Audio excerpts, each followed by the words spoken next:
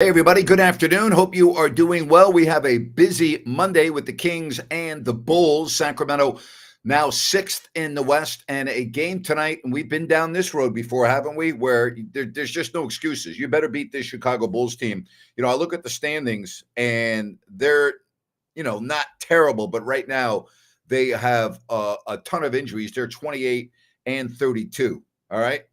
Um, Listen, without Devin Booker on the Phoenix Suns from anywhere from a week to 2 weeks, depending on what report you believe, the Kings now should be able to really get some momentum because they have a 2-game lead in the loss column over Dallas, a 1-game lead in the loss column over Phoenix, and you need to be able to build on that. So let's see what happens, right? Let's see what happens. All right, how are you? Everybody doing well? Very happy to have you here. And if you want to come on, just hit the QR code up above my shoulder over here, opposite Grant, and you can call me up on the show. All right. Cody, getting us started. Yeah. Say goodbye to Russell Wilson.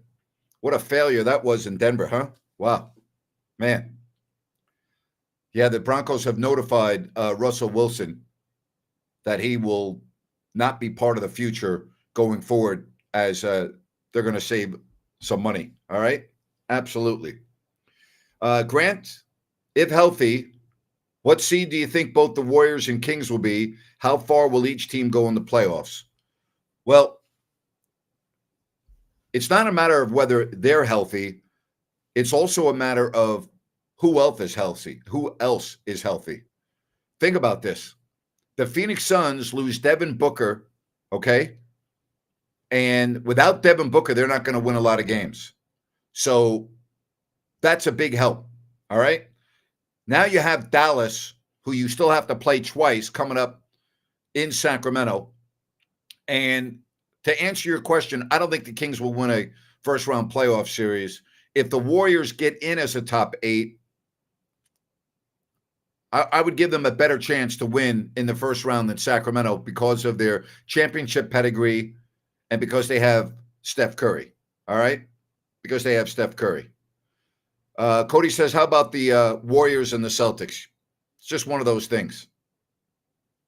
It's going to happen from time to time. It's a bad time for the Warriors to have it happen on that stage against the top team. Boston's really good, aren't they? Man, they're really good. Greetings from Mongolia. Wow. Hello to Mongolia. What time is it there? All right. Sea Dog says that Boston has solidified themselves as the best team in the NBA. I think it will continue into the playoffs. I agree. And I would also say that with Drew Holiday, that's their missing piece. I know they lost Marcus Smart, but they got better with Drew Holiday. That's just the reality of the situation. Kings will probably be a 6th or a 7th seed, and it depends if Fox is healthy. I would agree with you. I exactly. With the injury to Devin Booker now, I had the Kings as a 7th or 8th seed, but I'm with you. I think now I'm with you. All right? I really do.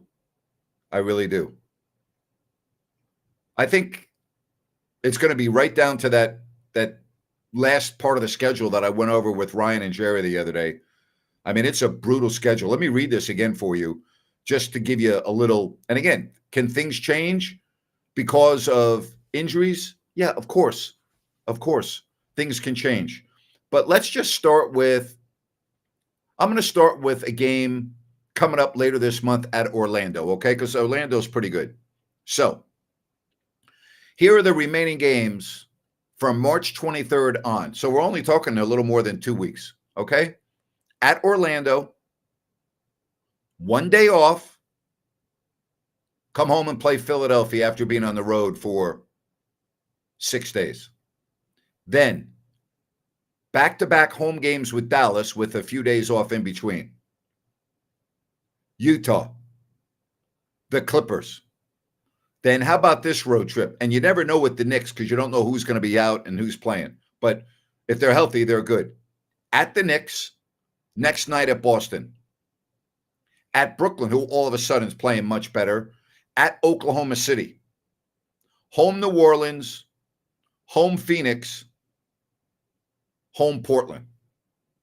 So other than the Utah game and the Portland game, those are all very difficult games. All right? Just the way it is. Matthew says the media is sure making a big deal out of the players only meeting. Members of the media who understand professional sports shouldn't be making a big deal out of it. Just the way it is. It's really not that big of a deal. It really isn't. Riley Rue. Caleb Williams buyers, beware. If I'm a GM, I'm passing on Williams. So am I. I did a rant on this the other day. I am too. Hey, by the way, I want to let everyone know that coming up on this show on Wednesday, 48 hours from right now, I'm going to be talking live with Scott Pollard from Nashville, Tennessee. So make sure you enjoy me. Live conversation with Scott Pollard Wednesday, okay? 5 o'clock. Don't miss it. 5 o'clock, Scott Pollard right here on If You Don't Like That. All right, don't forget, pregame show coming up tonight at 6:30. And then Jerry Reynolds will join us at halftime and then the postgame show. All right. Who or when are your shirts and mugs going to be available again? I want that shirt. It's awesome. I'm a huge fan of yours, Grant. Huge fan. I'm going to update you on some new merch coming out. We'll do that later tonight with Rhino. All right. We'll let him announce that. All right. Yeah. Thanks, John. Appreciate that. 5 o'clock, Scott Pollard on Wednesday. Really looking forward to that. All right. Keep your questions coming. I really appreciate you all. You all are awesome. Do you think,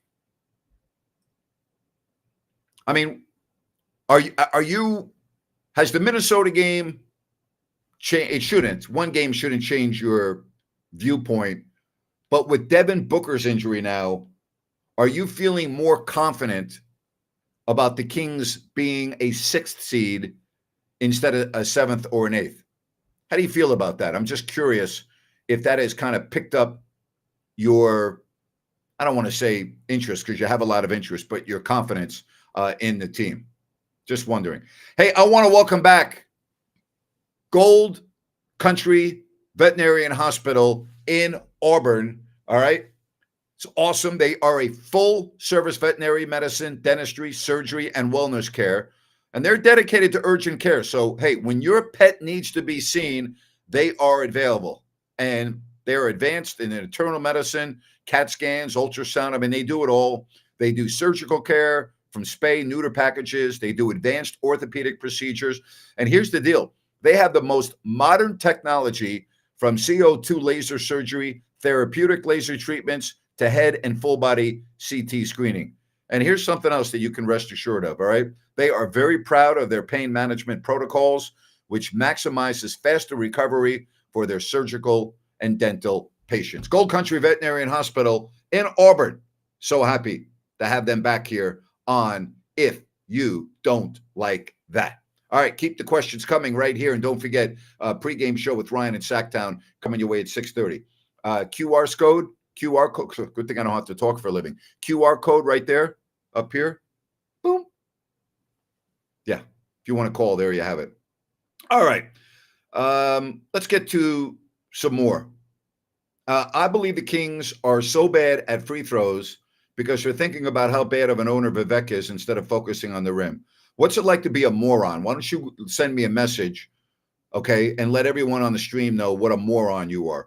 I am not confident until the season is over. We have proven we can lose to the worst and beat the best. It's been such a bizarre season, to be honest. All right, so I want to talk a little bit about Chris Mortensen.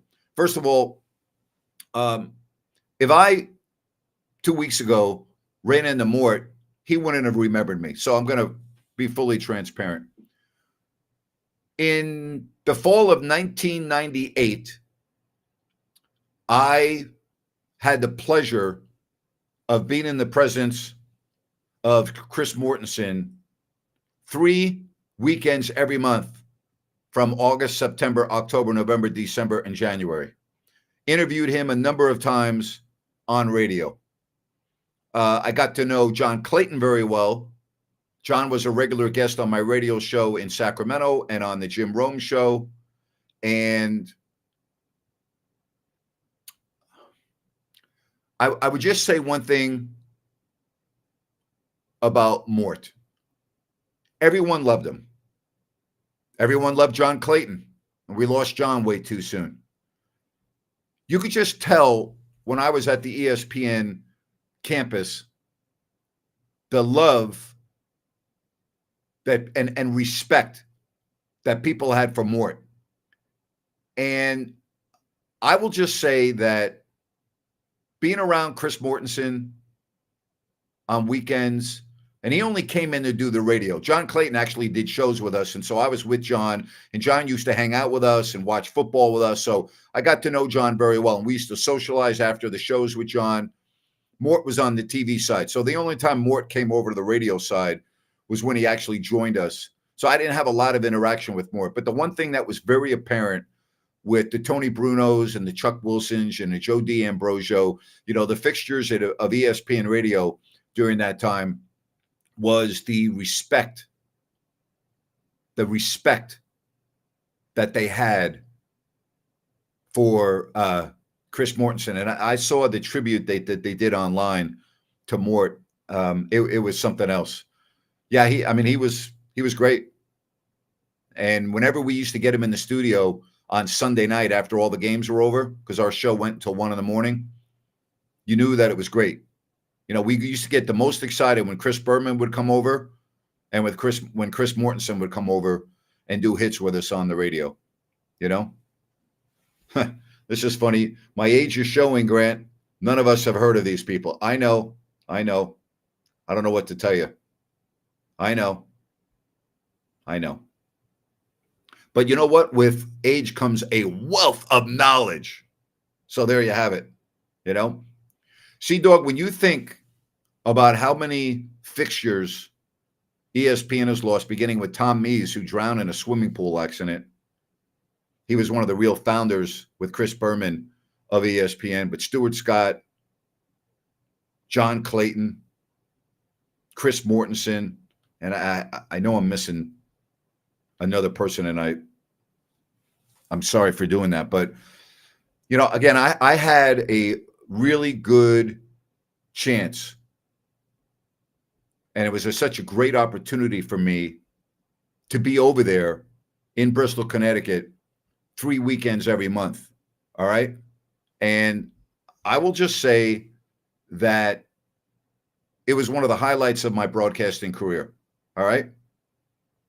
It was one of the real highlights of my career, being at ESPN. Never met Keith Olbermann. Someone says Keith Olbermann. Never met Keith. And I'm actually glad I never did meet Keith. I'm not a fan of his. So, but I never did meet Keith. I never met Dan Patrick either.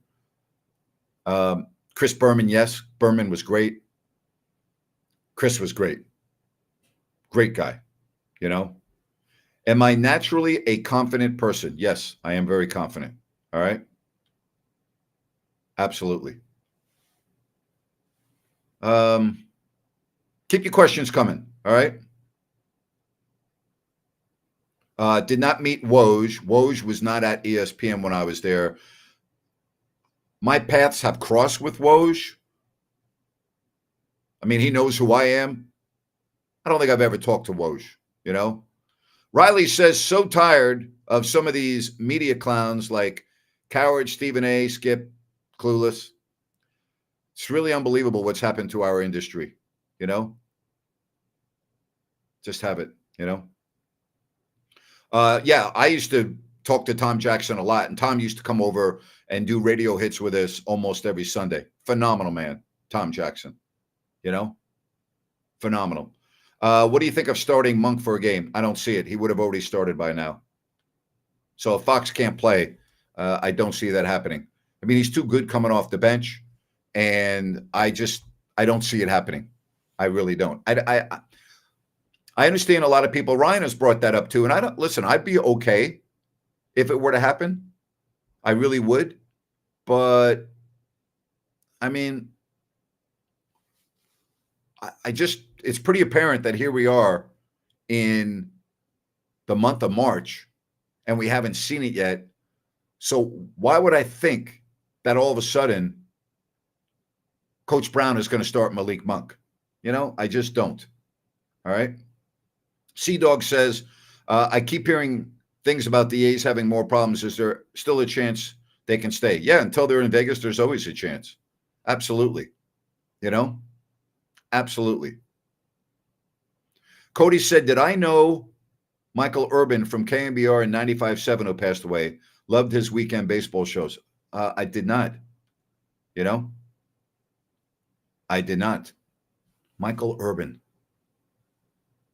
I don't know. Do not. All right, keep the questions coming. Also, want to welcome back Fosters and Paws to If You Don't Like That, a group of passionate animal advocates.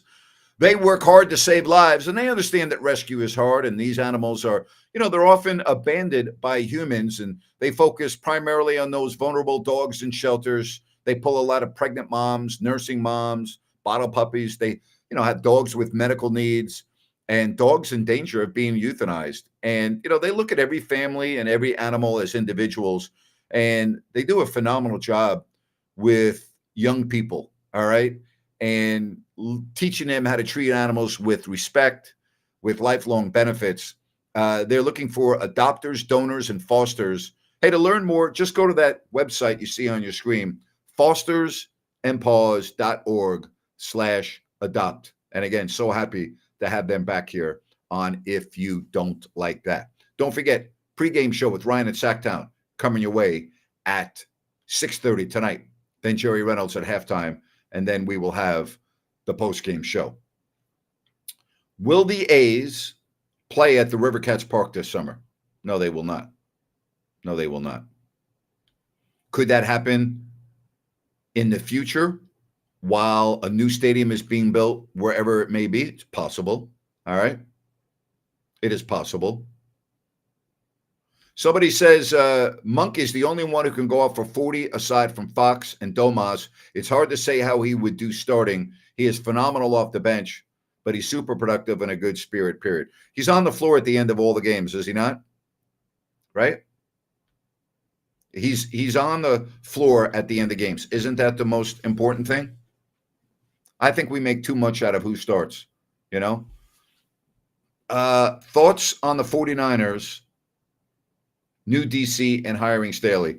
Listen, if you have that personnel to work with, and again, we don't know what's going to happen in free agency and the salary cap, you should have one of the top defenses in the National Football League. I thought their defense was outstanding in the first 3 quarters of the Super Bowl. I thought the defense was horrible in the playoff wins over Green Bay and Detroit. That was not the defense I watched. You know what? I'll tell you when I thought the defense got exposed is in the Baltimore game. And I thought that from the Baltimore game on, that defense was not the same. That defense was not the same. Plain and simple, I know it's way too early, but do you think Domantas Sabonis could be a Hall of Fame player? 100% he could be a Hall of Fame player.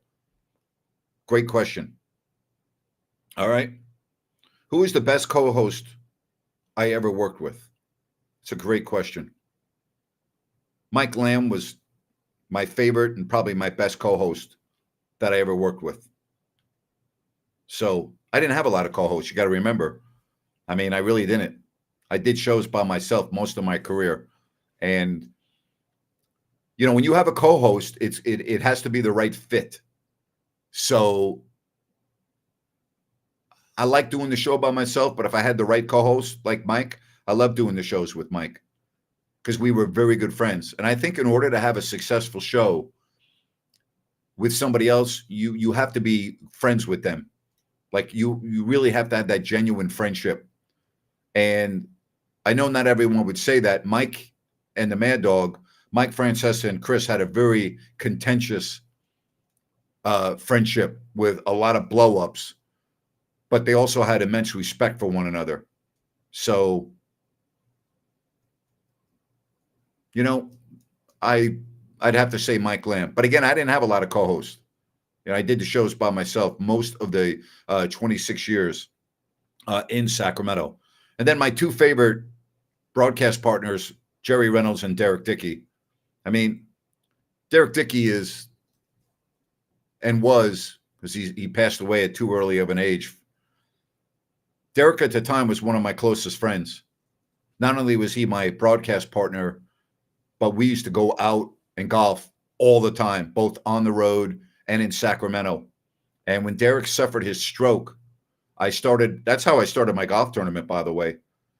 I started my golf tournament back in the mid-90s for stroke awareness on behalf of Derek. And then Derek, a few years later, passed away. And that was one of the saddest things that I had ever seen in my life. And I really mean that.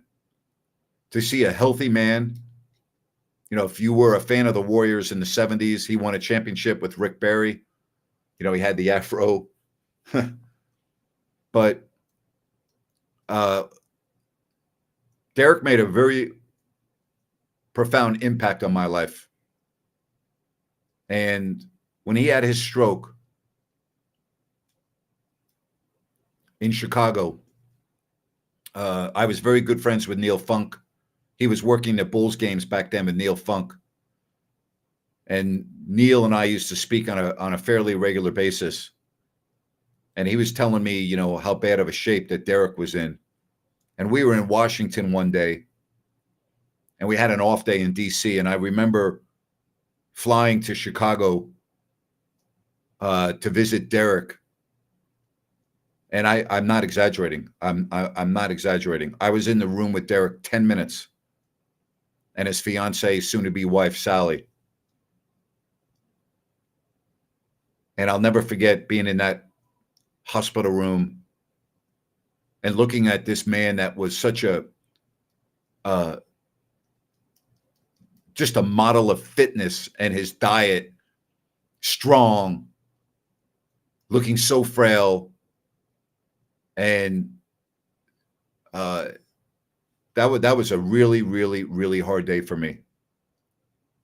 And I'm not kidding you. I was there maybe in the hospital from the time I walked in to the time I left, 15 minutes. And I literally remember getting back in a taxi and going back to O'Hare. And I was so sad after that. And then Derek was transported to where he and Sally lived in Sacramento. And I used to take Derek. Derek is one of the most strong-willed, determined people I've ever been around. And that's what I learned the most about Derek. He taught me about being strong-willed. He taught me about don't give up. He gave me that perseverance. And Derek is a big guy. And I used to drive over to his house and help him get into my car and take him to the driving range. And he didn't have a lot of strength when I first started doing this. And we would go to the driving range. I'm not exaggerating. He would try to hit the ball with one arm because he was paralyzed on one side of his body. And I'm not kidding you. The first day we went, he could only hit 3 balls, and he said, "I'm really tired." I said, "No problem." We took him back to the car. I drove him home. And by the time we got to where he could build up his strength, he would hit 20 to 25 balls, and then he would get tired. And I would take him back home and hang out with him. If you want to learn more about Derek Dickey, just Google him. Part of that Warriors championship team. Everyone loved Derek. Like, Derek's the type of guy that I don't ever recall anyone not liking Derek. Derek Dickey was loved by everyone. And if you were around Derek Dickey and you did not like Derek Dickey, that would be like being around Jerry Reynolds and not liking Jerry. All right? Then something's wrong with you. Something's wrong with you. All right, keep the questions coming, and we appreciate that. I'm looking. I'm not looking. I can't see all the messages. All right, but if you're too cutesy and you're going overboard, I'm going to block you. So just know that, okay? All right. This is, you know, it's not what this platform's for. If you want to go that way, you can, but I'm going to block you from the stream, just so you know, and that's up to you. All right. It's up to you. All right. Again, don't forget Ryan in Sacktown coming your way at 6:30 with the pregame show. Jerry Reynolds at halftime and the postgame show. And on Wednesday, 5:00, right here. All right. Right here. Scott Pollard will be joining me live. De'Aaron Fox available with no minutes restrictions tonight. Great news. Great news. All right.